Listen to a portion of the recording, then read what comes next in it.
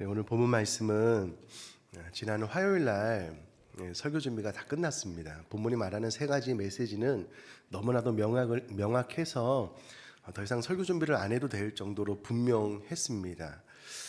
그런데 제 안에 자꾸 이 본문 말씀을 외면하는 그런 특이한 일이 좀 일어났어요.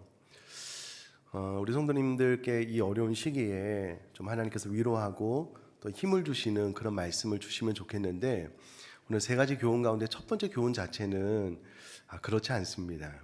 오히려 이 주의를 어떻게 지키는 것이 더 주님의 기대에 부합한 것인지 더 강하게 교훈을 베풀어 주셔서 자꾸 이 말씀을 외면하게 되는 거예요. 그러나 잘 아시다시피 주일날 이 본문의 말씀은 생명의 삶 본문으로 이미 정해진 말씀을 전하는 것이기 때문에 제 의지와 상관이 없고, 하나님께서 이 본문 말씀을 우리 교회 모든 성도님들에게, 저에게 하고 싶은 이야기가 있으셔서 결정했기 때문에 좀 쉽지는 않지만 제가 본문 말씀 그대로를 우리 성도님들께 좀 잘 선포하려고 합니다.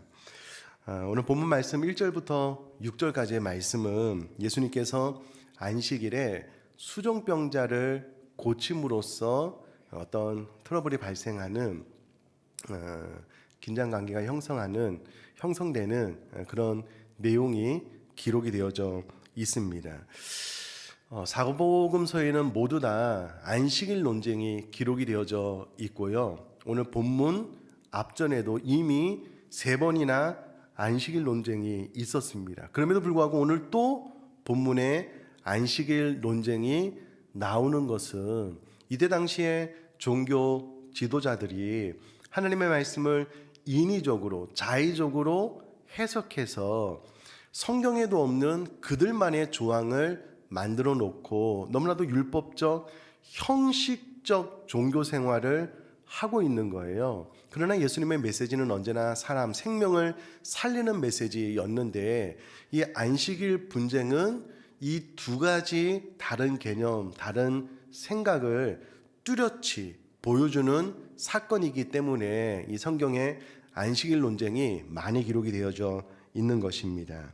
오늘 본문으로 들어가서 1절 말씀을 보니까는요, 안식일에 예수께서 한 바리새인 지도자의 집에 떡 잡수시러 들어가시니 그들이 엿보고 있더라 라고 기록이 되어져 있는데요, 이때 당시에 회당 의식이 끝나고 난 이후에 유대의 종교 지도자들이 다른 사람들을 본인의 집으로 초청해서 같이 식사를 나누고 대접하는 것은 하나의 관습이었고요. 그들은 그렇게 함으로써 하나님의 말씀 율법을 더 잘 지킨다라고 생각을 했습니다. 그래서 안식일에 회당에서의 모든 가르침 의식이 끝나고 난 이후에 한 바리새인 지도자가 예수님을 많은 사람들과 더불어서 자신의 집에 식사의 자리에 초청하게 됩니다. 그런데 1절 제일 마지막에 보니까 그들이 엿보고 있더라 라고 기록을 하고 있는데요, 여기서 말하는 그들은 바리새인들 플러스 율법 교사들을 말을 하고 있습니다. 그러나 한글 성경에 의하면 그들이 엿보고 있다라는 말을 통해서 마치 숨어서 지켜보고 있는 듯한 그런 어감이 있는데요, 원어로 보니까 주의 깊게 관찰하다라는 의미이기 때문에 숨어서 지켜보기보다는 예수님이 초청받은 이 식사의 자리에 함께 있으면서 예수님을 주의 깊게 관찰하면서 예수님을 책 잡으려고 아주 그냥 주도 면밀하게 예수님을 지켜보고 있는 그런 상황입니다. 이 모든 것들을 예수님께서 이미 아셨어요. 그런데 2절에 보니까 주의 앞에 수종병 든 한 사람이 있는지라, 마침 예수님 앞에 수종병으로 고생하는 한 사람이 있는 겁니다. 여기서 말하는 수종병은 신체의 여러 부위에 물이 고여서요, 몸이 붓고 살이 썩어 나가는 병으로서 당시에는 불치병으로 인식을 했고요. 하나님의 저주를 받아서 이와 같은 병이 생겼다라고 생각을 했습니다. 뿐만 아니라 그들이 율법에도 없는 39개의 조항을 만들었는데요. 그 조항에 의하면 이와 같이 위급한 병이 아닌 만성 질환자를 안식일에 치료하는 것은 불법이었습니다. 그러니까 안식일에 이와 같은 치료 행위를 하면 예수님을 책 잡으려고 하는 그들의 생각을 이미 아셨던 예수님이 마침 눈앞에 수종병 든 사람이 있는 거예요. 그래서 이 사람을 고쳐야 되겠다라고 생각을 하셨을 텐데 고치기 전에 이렇게 묻는 겁니다. 3절 말씀 보니까는요. 예수께서 대답하여 율법 교사들과 바리새인들에게 이르시되 안식일에 병 고쳐주는 것이 합당하냐 아니하냐. 예수님을 책 잡으려고 주도 면밀하게 지켜보고 있는 율법사들과 율법 교사들과 바리새인들에게 예수님께 묻는 거예요. 안식일에 병 고쳐주는 것이 합당하냐 아니하냐. 여기서 말하는 그 합당하다라는 것은 그들이 이성적으로 생각했을 때 맞느냐 틀리느냐 그런 개념이 아니고요. 하나님의 율법의 근거에서 이것이 맞는 일이냐 틀린 일이냐 너희들이 대답해봐라 라고 질문을 하는 내용입니다. 그러니까 그들이 인위적으로 만든 39개의 항목에 의하면 이것은 잘못된 일이지만 예수님께서 율법의 근거에서 이게 합당하냐라고 질문을 던졌으므로 율법에는 그런 조항이 없거든요. 그러니까 그들이 대답을 하고 있지 못하는 겁니다.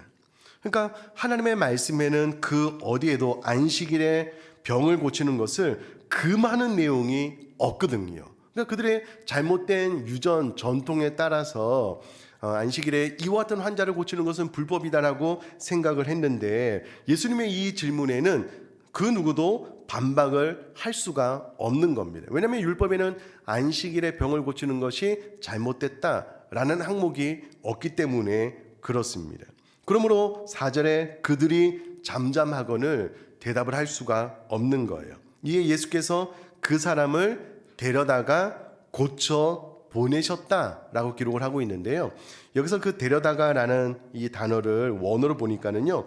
꽉 잡다, 꽉 붙잡다라는 의미고요. 이 단어는 물에 빠진 베드로를 예수님께서 붙잡아 끌어올리셨을 때 사용한 단어이고요. 사람을 강제적으로 붙잡아 끌고 가는 것을 가르칠 때 사용되는 단어입니다.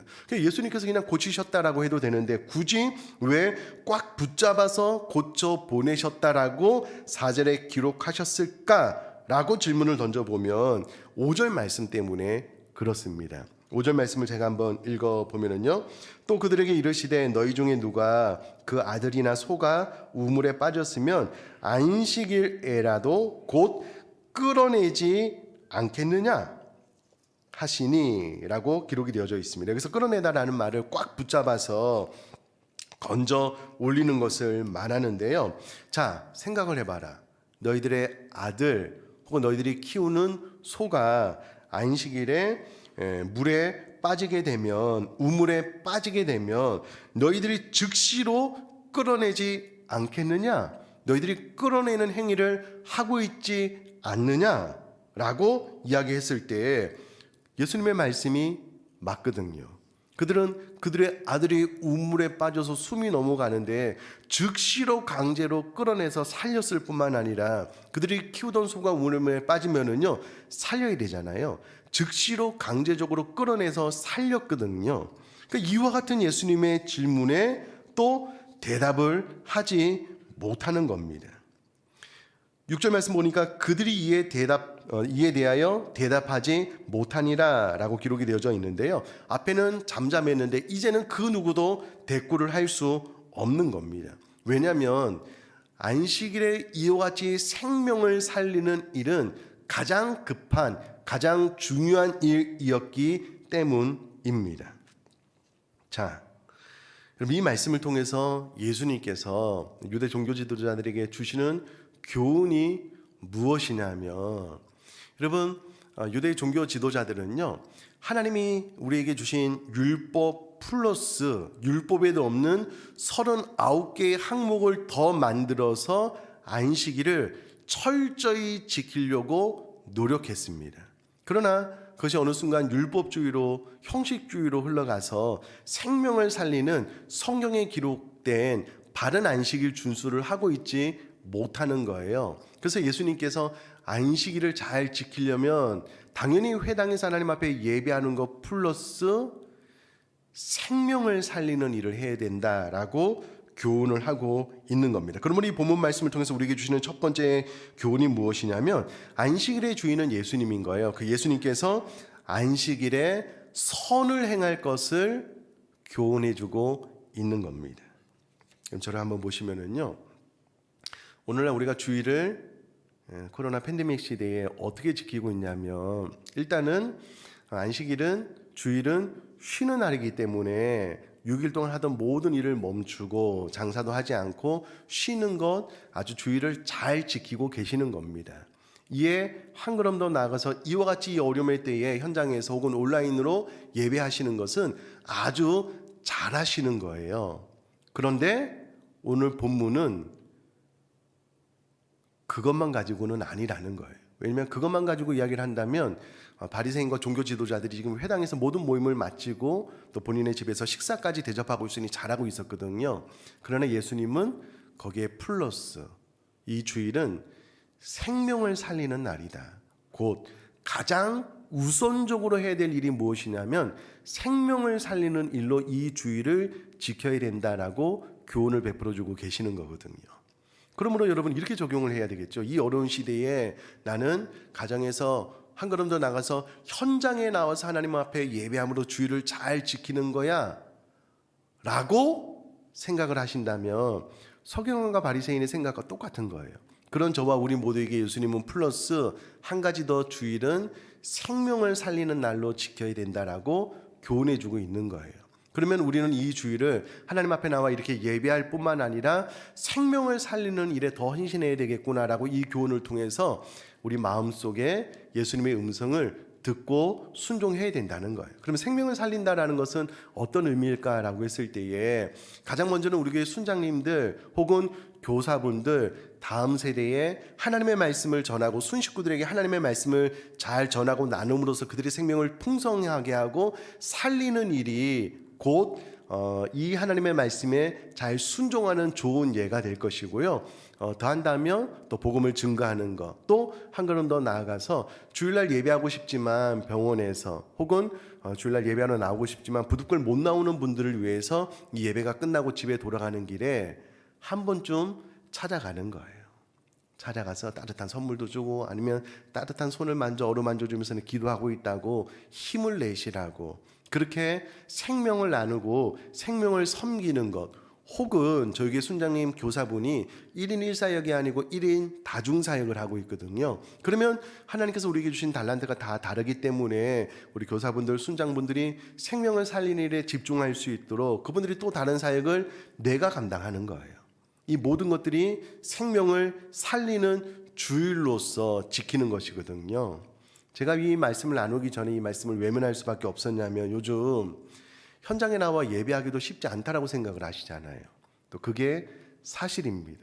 근데 거기다 대고 그것만 가지고는 부족해요. 우리가 주일을 똑바로 지키려면, 예수님이 가르쳐주신 교훈대로 지키려면 플러스 생명을 돌보는 주일로 지켜야 됩니다라고 설교하기가 이게 쉽지 않은 거예요. 어려운 거예요. 그냥 우리 성도님 좀 편안하게 좀 위로하고 힘을 주는 그런 설교했으면 좋겠다라는 생각이 자꾸 드는 거예요. 이 말씀을 듣는 성도님 가운데 겨우 힘을 내서 현장에 나와 예배하고 있는데 거기다 대고 담임 목사가 그거 부족해요, 생명을 살리는 주일로 지내야 돼요라고 설교하기가 제가 쉽지 않은 거예요. 근데 여러분, 제가 오늘 일부 예배 드리면서 찬양하면서 어떤 생각을 했냐면, 제가 깜짝 놀란 것이 무엇이냐면요, 와, 이건 내가 예수님께서 나에게 하시는 교훈, 말씀 부담되거나 혹은 내가 기대했던 말씀이 아니면 내가 고개를 돌리고 내가 듣고 싶은 말씀, 내 마음에 위로가 되고 나에게 힘이 되는 그 말씀만 들으려고 하는 것 아닌가? 제가 제 자신을 바라보니까 그렇더라고요. 여러분, 말세가 되면 내 귀에 옳은 말을 전해주는 잘못된 거짓 교사들을 찾는데요.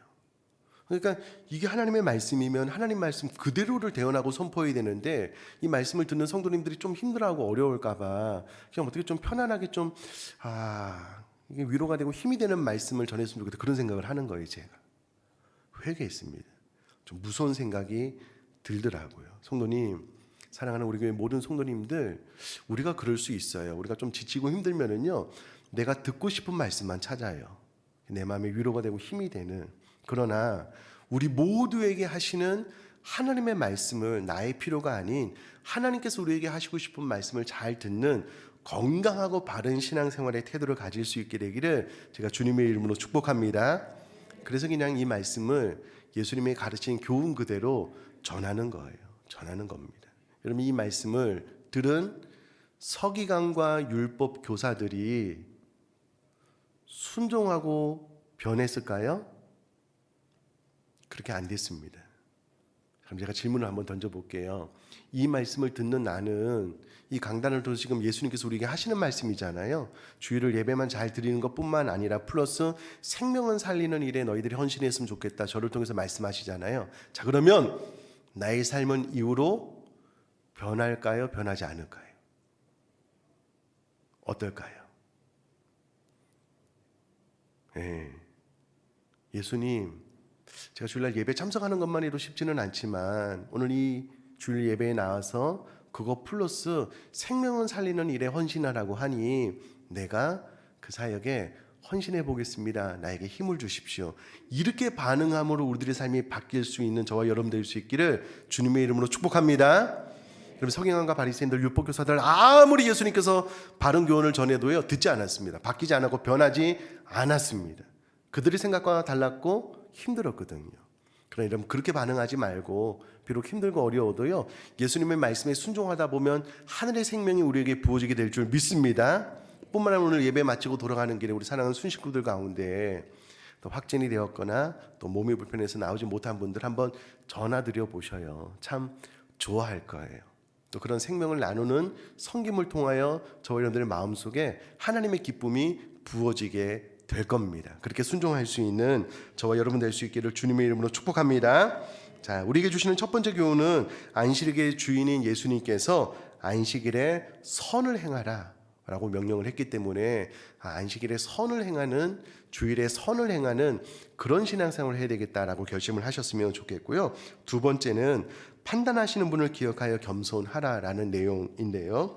예수님께서 지금 바리새인의 한 지도자의 집에 초청을 받았는데 예수님뿐만 아니라 다른 종교 지도자들도 많이 초청을 받고 병자들도 왔던 것 같아요. 근데 예수님께서 가만히 지켜보니까 이 와중에 상석에 가장 높은 곳에 앉으려고 지금 다투는, 눈치 싸움을 하는 그런 종교 지도자들이 보이는 거예요. 그래서 예수님께서 즉시로 비유로 교훈을 베풀어 주고 계시는데 7절 말씀 제가 한번 읽어보겠습니다. 청함을 받은 사람들이 높은 자리 택함을 보시고 그들에게 비유로 말씀하여 이르시되, 예수님께서 청함 받은 자들이 높은 자리 제일 상석에 앉으려고 자리 다툼하는 것을 예수님께서 직접 보신 거예요. 그들에게 비유로 말씀하여 교훈을 베풀어 주고 계시는데 8절 말씀 읽어보겠습니다. 내가 누구에게나 혼인잔치에 청함을 받았을 때에 높은 자리에 앉지 말라. 그렇지 않으면 너보다 더 높은 사람이 청함을 받은 경우에 9절 말씀도 읽어보겠습니다. 너와 그를 청한 자가 와서 너더러 이 사람에게 자리를 내주라 하리니 그때에 내가 부끄러워 끝자리로 가게 되리라.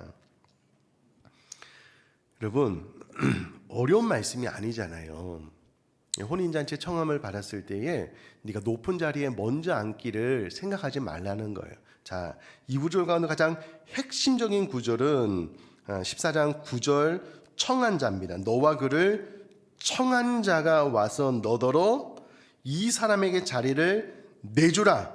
그러면 자리를 내줘야 될 뿐만 아니라 네가 부끄러움을 당하게 될 것이다. 그러므로 차라리 제일 끝자리에 말석에 앉았다가 청한 자가 제일 윗자리로 앉으라라고 했을 때 그 윗자리로 올라가는 것이 옳다라고 교훈을 베풀어 주고 계시는 것이죠. 자, 이 말씀을 통해서 우리들 가운데 새게 될 교훈이 무엇이냐면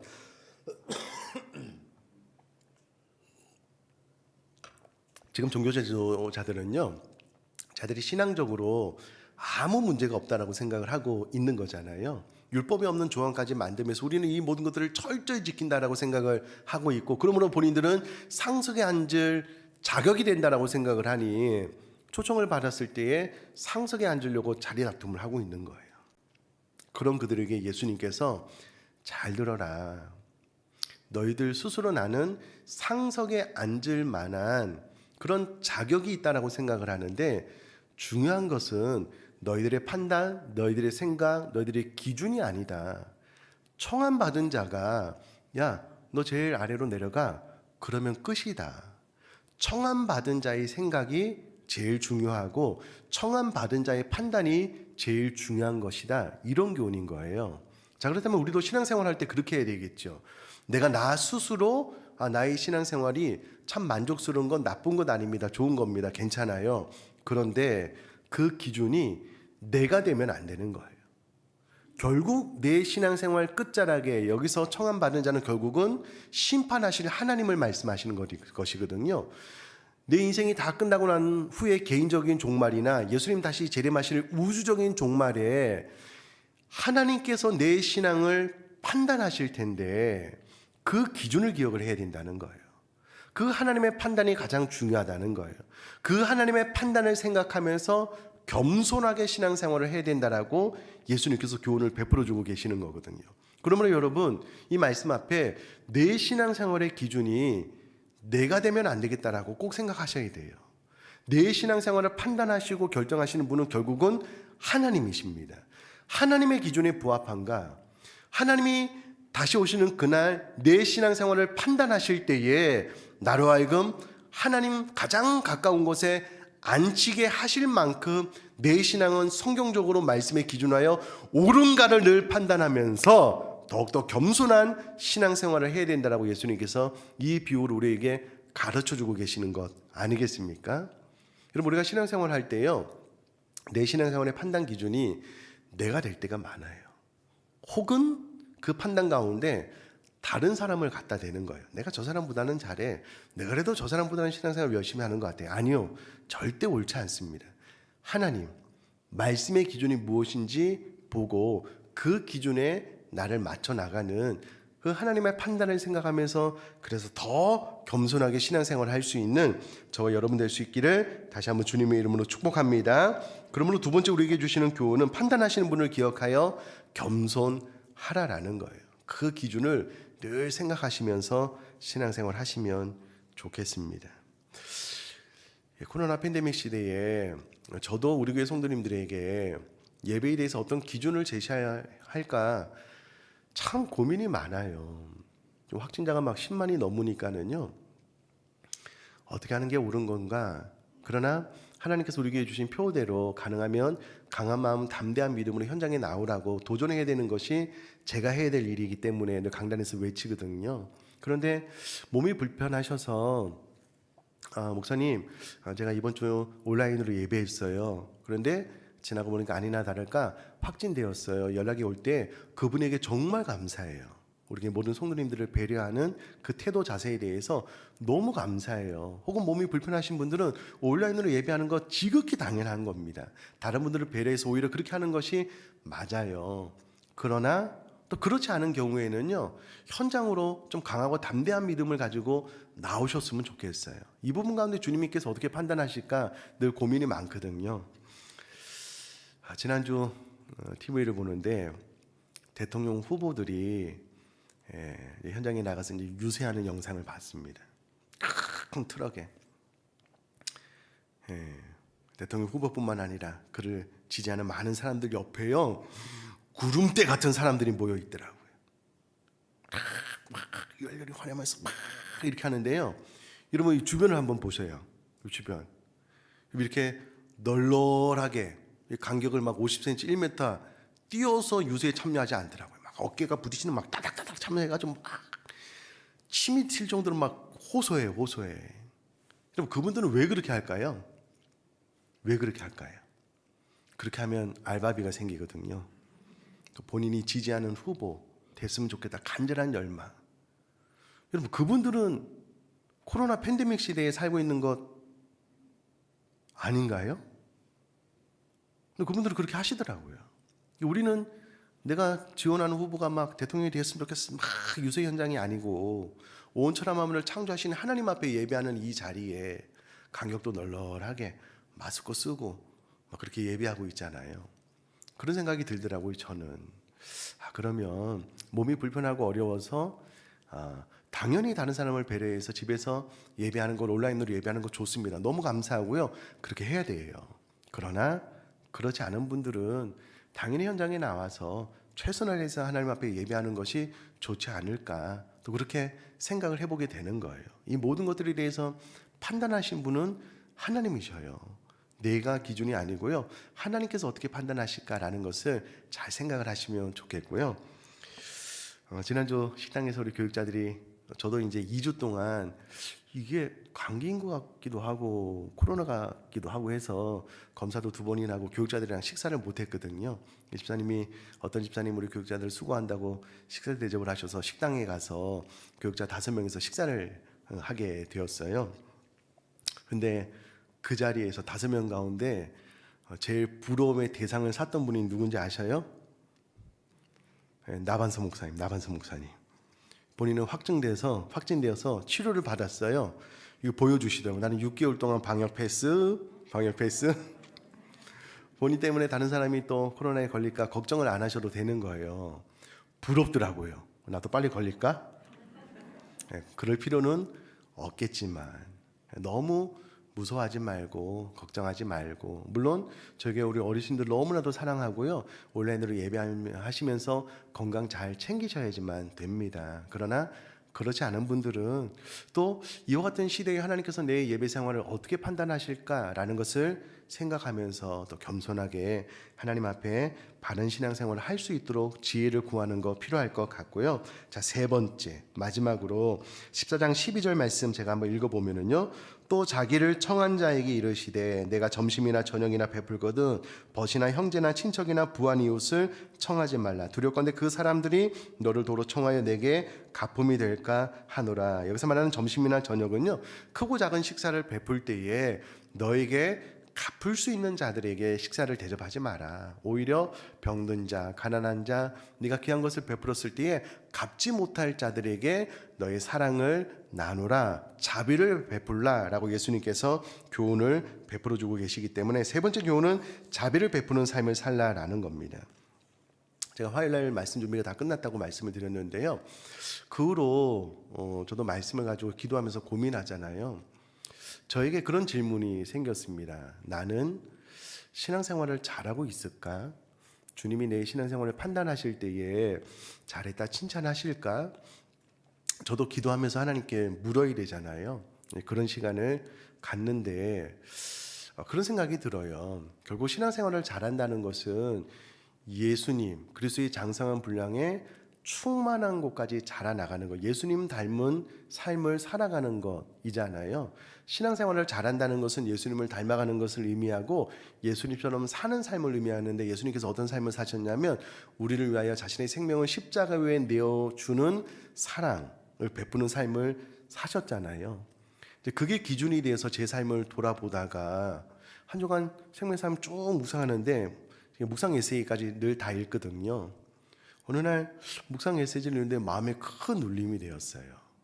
청년 의사에 대한 자신의 모든 것들을 다 내주고 본인도 질병으로 인하여 죽은 근데 본인의 재산도 본인의 젊음도 본인의 재능도 그렇게 어렵고 힘든 이들을 위하여 다 베푸는 삶이 너무 행복하고 좋았다라는 그런 글을 통해서 큰 울림이 있었습니다.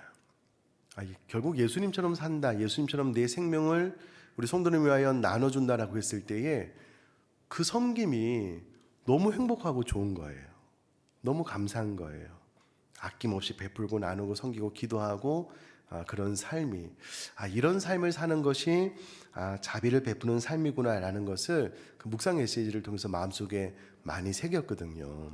자, 그러면 판단하시는 분은 하나님이신데 나는 지금 자비를 베푸는 삶, 사랑을 베푸는 삶을 살아가고 있는지 주님께서 우리에게 물으시니까 우리는 또 주님께 물으면서 내 삶이 바른 것인지 점검을 해야 되잖아요. 끊임없이 점검하고 체크하면서 내가 나만을 위한 삶이 아니라 정말 어렵고 힘든, 내가 남에게 베풀었는데 그들이 너무 힘들어서 나에게 되갚을 만한 능력이 없는 그분들을 찾아서 온전한 사랑과 나눔을 베푸는 그런 삶을 살 때에 이와 같은 삶을 판단하시는 하나님께서 내 삶을 기뻐하시겠다라고 생각을 하시고요, 저희 여러분들이 사랑과 자비를 좀 많이 베푸는 그런 삶을 살아나갈 수 있게 되기를 주님의 이름으로 축복합니다.